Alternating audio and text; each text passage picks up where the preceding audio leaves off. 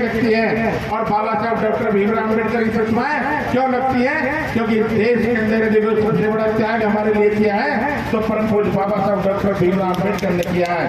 इस देश के अंदर, इस देश के जो बहुजन समाज के लोग थे, जिनका जीवन जानवरों जैसा जीवन होता था, जिनको अच्छे कपड़े पहनने का अधिकार नहीं था, ऐसे सार्वजनिक तालाबों में पानी पीने का अधिकार नहीं था, परम पूज्य बाबा साहब डॉक्टर अम्बेडकर ने आप लोगों को पानी पीने के लिए आंदोलन किए।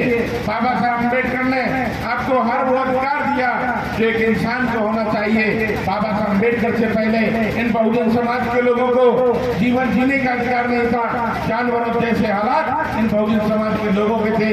लेकिन परम पूज्य बाबा साहब डॉक्टर भीमराव अम्बेडकर ने आप लोगों को संविधान में अधिकार देकर के आपके बच्चों को शासन में, प्रशासन में जाने का मौका मिला। यदि बाबा साहब का संविधान नहीं होता तो आज आपके बच्चे एसपी, कलेक्टर, डॉक्टर, इंजीनियर नहीं होते। यदि बाबा साहब का संविधान नहीं होता तो आपकी महिलाएं आज पंच, सरपंच, डायरेक्टर नहीं होती। ये बाबा साहब की देन है कि आज आपको शासन और प्रशासन में जाने का मौका मिला है। इसलिए आप लोगों को बाबा साहब ने आपको जन्म अपने माँ बाप ने दिया है, लेकिन जीने का जो अक्सर अधिकार दिया है वो बाबा साहब डॉक्टर भीमराव अम्बेडकर ने दिया है। इसलिए बाबा साहब अम्बेडकर की प्रतिमाएं हर गाँव में मिलती है और हर किसी के दिल में बाबा साहब समाये हुए हैं, क्योंकि बाबा साहब का जो दर्जा है हमारे माँ बाप से भी बढ़ करके बाबा साहब अम्बेडकर का साथियों दर्जा है। इसलिए बाबा साहब अम्बेडकर की जो प्रतिमा आप लोगों ने साथियों स्थापित की है, उसके साथ साथ उनके विचारों को भी आप लोगों को मानना चाहिए। बाबा साहब ने कहा था कि शिक्षा वो शेरनी का दूध है, जिसे जो पिएगा वो दहाड़ेगा। साथियों, आप लोग बाबा साहब की बात को मान करके अपने बच्चों को अच्छी शिक्षा देने का काम करो, ताकि पढ़ लिख करके वो डॉक्टर, इंजीनियर, कलेक्टर, एसपी बने। और बाबा साहब ने साथ ही कहा था कि जो समाज राजनीतिक सत्ता की मास्टर चाबी हाथ में ले लेगा, उस समाज का बड़ा विकास हो जाएगा, उसके सफलता के सारे दरवाजे खुल सकते हैं। तो हमें बाबा साहब के एक शब्द पर गौर करना चाहिए, उनकी बातों को मानना चाहिए। साथ के साथ ही बाबा साहब ने बहुजन समाज के लोगों को जगाने के लिए कई सारे आंदोलन समय समय पर किए थे। बाबा साहब अम्बेडकर ने कहा था जो समाज अपनी गुलामी का इतिहास जान जाएगा तो फिर वो समाज निश्चित तौर पर क्रांति करेगा। लेकिन हमारे समाज के जो लोग हैं अभी तक अपने और पराई की पहचान नहीं कर पाए।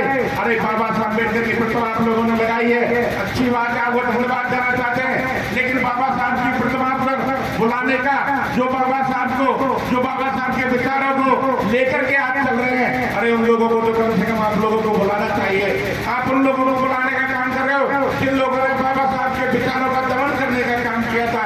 आपको कहना चाहता हूँ, बाबा साहब अम्बेडकर हमारे महापुरुष हैं, हमारे दिल में उनका सबसे बड़ा दर्जा है। लेकिन ऐसा महापुरुष जिसको कांग्रेस पार्टी के लोगों ने 2 बार सदन में नहीं पहुंचने दिया, 1952 और 54 का चुनाव हराया था।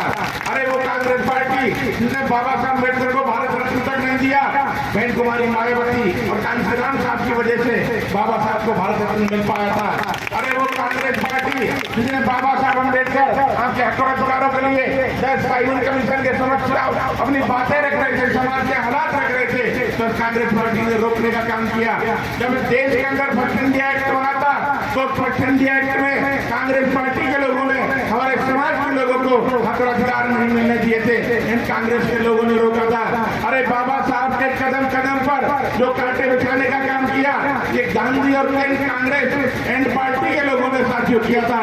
और कांग्रेस के चाचा भतीजों की पार्टी भारतीय जनता पार्टी है। तो इन लोगों को जो बाबा साहब का साथ उनके जीते भी नहीं दे सकते, अब वो मूर्ति अनावरण में आकर के क्या बाबा साहब के सपनों को साकार करेंगे?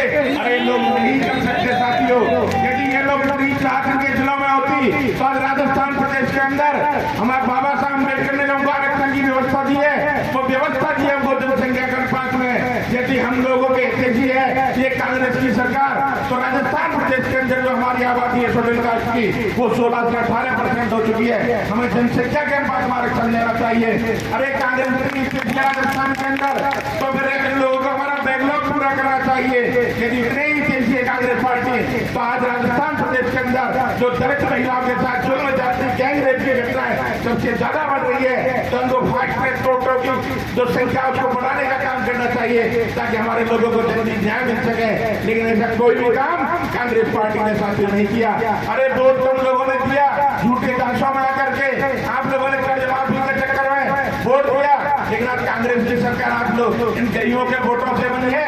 लेकिन सरकार चलाने वाले जो 3-4 लोग हैं, क्या आपका भाई भाई गोलसों में बैठता है? सिर्फ 3-4 लोग सरकार चलाते हैं। सीपी जोशी चलाता है, प्रताप सिंह खाचरियावास चलाता है, शांति धारीवाल चलाता है। अरे देश SC ST OBC के लोगों में से कौन है जो उसमें बैठता है?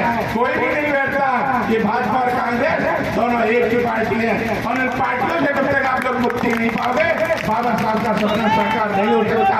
बाबा साहब को साकार करने के लिए माननीय कांशीराम साहब ने अपने जीवन की कुर्बानी दी और जीवन की कुर्बानी देकर के बाबा साहब के सपनों को साकार करने के लिए बहुजन समाज पार्टी का गठन किया।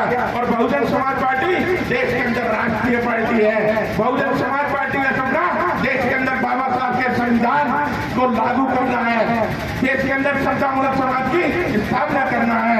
हमारे बीच में सम्मानीय सांसद जी पहुंच चुके हैं, उनका ताली बजाकर हम लोग स्वागत करें। राज्यसभा के हमारे युवा सांसद सम्मानीय रामजी गौतम साहब हमारे बीच में पहुंचे हैं। आप लोगों को स्वागत करेंगे उनका। और अपना समय समय पर हमारे समाज के मुद्दे उठाते रहते हैं, तो मैं अनुरोध करूंगा कि सम्मानीय सांसद जी अपनी बयान सम्मानीय सांसद